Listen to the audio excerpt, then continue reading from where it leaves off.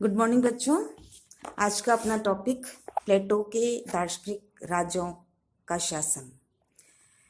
प्लेटो का कहना है कि राज्य तभी आदर्श स्वरूप ग्रहण कर सकता है जब राज्य का शासन ज्ञानी और निस्वार्थ दार्शनिक शासकों द्वारा हो, और इसी तत्व को प्लेटो ने ध्यान में रखकर अपने आदर्श राज्य में उच्च शिखर पर दार्शनिक को नियुक्त करने की बात की है। दार्शनिक राजा के शासन का यह सिद्धांत प्लेटो का एक प्रमुख और एक मौलिक सिद्धांत है। प्लेटो की धारणा थी कि आदर्श राज्य में शासक वर्ग, जिसके हाथ में आदर्श राज्य की बागडोर होगी, वह बुद्धिमान होना चाहिए। उसका ये कहना था कि न्याय, शिक्षा आदि सिद्धांतों का एक स्वाभाविक परिणाम है। शासन की इस धारणा का प्रतिपादन हमें प्लेटो के इस कथन में पढ़ने को मिलता है, जब तक दार्शनिक राजा नहीं होते अथवा इस संसार के राजाओं में दर्शन शास्त्र के प्रति भावनापूर्ण भक्ति नहीं जागती और राजनीतिक महानता तथा बुद्धिमत्ता एक ही व्यक्ति में नहीं मिलती, और वे साधारण मनुष्य जो इनमें से केवल एक गुण को प्राप्त करने की चेष्टा करते हैं, अलग हट जाने के लिए विवश नहीं कर दिए जाते, तब तक नगर राज्य बुराइयों से मुक्त नहीं हो सकते। संपूर्ण मानव जाति को शांति प्राप्त हो सकती है यदि आदर्श राज्य की बागडोर दार्शनिक राज्य के पास रहेगी। प्लेटो के मतानुसार सैनिक वर्ग के लोगों में सामान्यतः उत्साह और विवेक दोनों तत्व पाए जाते हैं, किंतु कुछ व्यक्ति ऐसे भी होते हैं जिनमें विवेक अधिक होता है उत्साह की अपेक्षा। ऐसे लोगों को प्लेटो ने अपने आदर्श राज्य के दार्शनिक शासन के रूप में स्वीकार किया है। प्रोफेसर बारकर के शब्दों में संरक्षक वर्ग दो भागों में विभाजित किया जाता है। नंबर 1 सैनिक संरक्षक, जिनकी विशेषता साहस होती है, वीरता होती है, और जिन्हें सहायक का नाम दिया जाता है। दूसरे दार्शनिक संरक्षक, जिनकी विशेषता विवेक और बुद्धि होती है और जो अपनी श्रेष्ठता के कारण प्लेटो के राज्य के संरक्षण होने का स्थान पाते हैं। प्लेटो ने विवेक के 2 गुण बताए। विवेक से व्यक्ति को ज्ञान मिलता है और विवेक से व्यक्ति प्रेम करना सीखता है। अतः प्लेटो के अनुसार शासक को विवेकशील होना चाहिए, बुद्धिमान होना चाहिए और पर्याप्त स्नेहशीलता की भावना भी होनी चाहिए। प्लेटो का दार्शनिक न केवल विवेकी और स्नेहशील है, बल्कि साम्यवाद की व्यवस्था के कारण स्वर्ण और सुंदरी के व्यक्तिगत मोह से मुक्त होकर निस्वार्थ और कर्तव्यपरायण व्यक्ति के समान है, जिसके शासन में विश्व में, संसार में कष्टों का अंत हो सकता है, कष्टों का समाधान हो सकता है।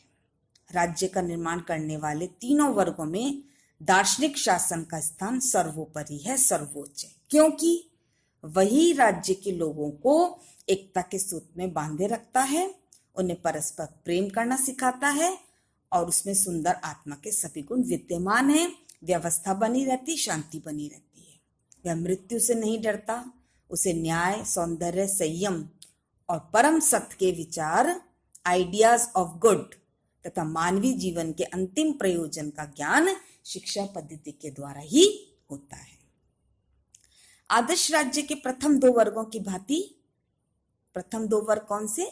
उत्पादक वर्ग और सैनिक वर्ग। दार्शनिक शासक वर्ग भी विशेष क्षमता संपन्न वर्ग होना चाहिए। जितनी अधिक आवश्यकता कार्य विशेषीकरण की दास वर्ग के लिए है, उतनी अन्य 2 वर्गों के लिए नहीं। और चूंकि सभी व्यक्ति दार्शनिक वर्ग के लिए नहीं हो सकते, अतः राज्य का सूक्ष्म भागी इस वर्ग की सदस्यता को प्राप्त कर सकेगा। प्लेटो के अनुसार मनुष्य की जो चिंताएं हैं, जो कष्ट हैं, उसका कारण उसका मार्गदर्शक और उसके जो नेता हैं उनका अज्ञानी होना है। राज्य रूपी नौका को चलाने के लिए ज्ञानी, कुशल और निस्वार्थ नाविकों की आवश्यकता होती है। जो शासन चलाने योग्य हो, ऐसा शासक एक दार्शनिक व्यक्ति ही हो सकता है। प्लेटो के आदर्श राज्य का दार्शनिक शासक साधारण दार्शनिक से बहुत अधिक भिन्नता रखता है। उसे समझने में तीव्र, जानने की उत्सुकता, बुद्धि, बाहरी आकर्षणों के प्रति उपेक्षित, वीर, साहसी, आत्मसंयमी, न्यायप्रिय और सत्य का मित्र होना चाहिए। रिपब्लिक में वर्णित आदर्श राज्य में सरकार दार्शनिक शासकों द्वारा निर्मित होगी, ऐसा प्लेटो का कहना है। राज्य में सर्वाधिक महत्व दार्शनिक शासक को मिला है। उस पर कानून का किसी प्रकार का कोई भी बंधन नहीं है, अर्थात प्लेटो का दार्शनिक राजा कानून से ऊपर है। राज्य की आत्मा के विवेक गुण से संचालित होता है। उसे शुभ का ज्ञान है, उससे अच्छे का ज्ञान है, अथवा कानून के नियंत्रण से बिल्कुल मुक्त है और केवल अपनी अंतः प्रेरणा के प्रति उत्तरदायी, जो उसके अंदर की आवाज कह रही है उससे वो प्रेरित होकर अपनी शासन व्यवस्था का संचालन करेगा। उसे समाज के अहित होने की कल्पना भी नहीं की जा सकती, क्योंकि वह समस्त शेष गुणों का आगार, ज्ञान और प्रेम से परिपूर्ण है और राज्य के प्रति उत्कृष्ट श्रद्धा से ओतप्रोत है। प्लेटो उसे विवेक का प्रेमी और नगर का सच्चा और अच्छा संरक्षक मानता है कि एक राज्य की रक्षा का दायित्व दार्शनिक राजा पे है। वह सर्वकाल और सर्वसत्ता का दृष्टा है। एक ऐसे दार्शनिक शासक को प्लेटो आदर्श राज्य की बागडोर सौंपना चाहता है। प्लेटो दार्शनिक शासक के कार्य में किंचित मात्र भी रुकावट उपस्थित नहीं करना चाहता। उसके अनुसार इस राज्य के लिए कानून आवश्यक नहीं है, बल्कि हानिकारक है। शासन संचालन में विशेष योग्यता रखने वाले और ज्ञान युक्त शासक के हाथ पैर कानून की बेड़ियों में जकड़ देने से आदर्श राज्य के नागरिकों का अहित होगा। यानी वो आदर्श राज्य को कानून के बंधन से नहीं बांधना चाहता है, वह केवल दार्शनिक राजा के अनुसार शासन व्यवस्था के संचालन की बात करता है। प्लेटो तर्क प्रस्तुत करता है कि जिस प्रकार अच्छे चिकित्सक को चिकित्सा शास्त्र की पुस्तकों से अपना उपचार, जो डॉक्टर प्रिस्क्रिप्शन लिखता है, बनाने का बाध्य करना उचित नहीं है। कानून प्राकृतिक ना होकर रूढ़िगत है। रूढ़िजन्य कानून को एक सर्वज्ञाता एवं शासन विशेषज्ञ पर थोपना उचित नहीं है। इस प्रकार प्लेटो का दार्शनिक राजा निरंकुश हो गया। उस पर कानून का कोई बंधन नहीं है। आदर्श राज्य में जनसाधारण कोई भाग नहीं है, कोई स्थान नहीं है।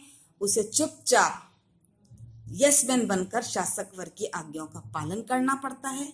नागरिकों को दार्शनिक राजा के सामने ठीक उसी प्रकार समर्पण कर देना चाहिए जिस प्रकार एक रोगी अपना उपचार करने वाले वैद्य के सामने कर देता है। दार्शनिक राजा गुण संपन्न है, बहुत सारे गुण हैं उसमें। वह लिखित कानून और जनमत के बंधनों से स्वतंत्र हो सकता है, किंतु संविधान के मूलभूत सिद्धांतों से स्वतंत्र नहीं है। वह अपने साध्य और उसे प्राप्त करने के उपयुक्त साधनों को जानता है। उसे सत्य से प्रेम है। उसमें वास्तविक तथ्य के लिए तीव्र उत्कंठा और प्रत्येक जानने की योग्य वस्तु को जानने की इच्छा निहित है। सच्ची दार्शनिक प्रकृति वाले मनुष्य में पूर्ण आत्म संयम होगा और उसका हृदय घृणा, द्वेष, क्षुद्रता और अनेक अवगुणों से सर्वथा रहित होगा। वह न्यायप्रिय होगा, जनता के प्रति अपने कर्तव्य का पालन करेगा और जनता के हित से संबंधित काम करेगा।